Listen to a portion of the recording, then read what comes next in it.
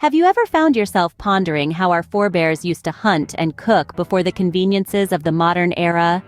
Imagine a time when supermarkets and fast food chains were non-existent, and survival depended on one's ability to hunt and gather.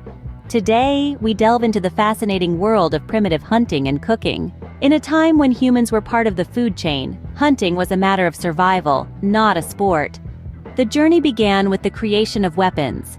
The spear, a simple yet effective tool, was one of the earliest weapons of mankind.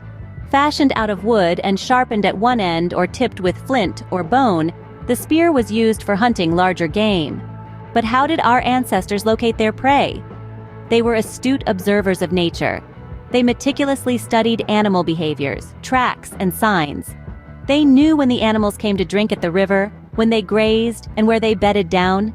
And with patience and stealth, they would stalk their prey, often for hours, waiting for the perfect moment to strike. Once the animal was downed, the real work began. Every part of the animal was used. The meat was butchered for food, the hide was used for clothing and shelter, while the bones were utilized for tools and weapons. But what about smaller game? In the case of fishing, spears were still the weapon of choice.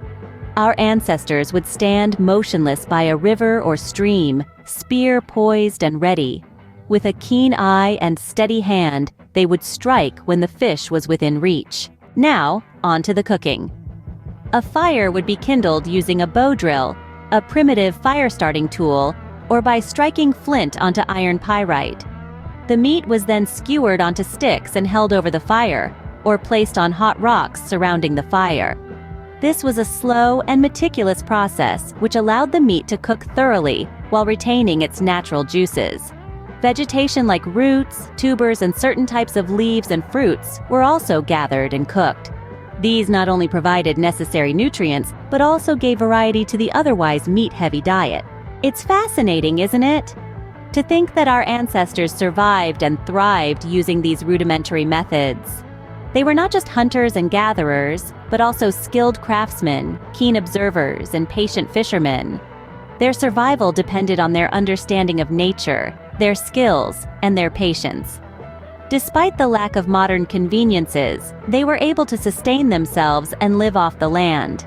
It's a testament to human resilience and ingenuity that we've come so far from those primitive times, yet we still carry a part of that legacy within us.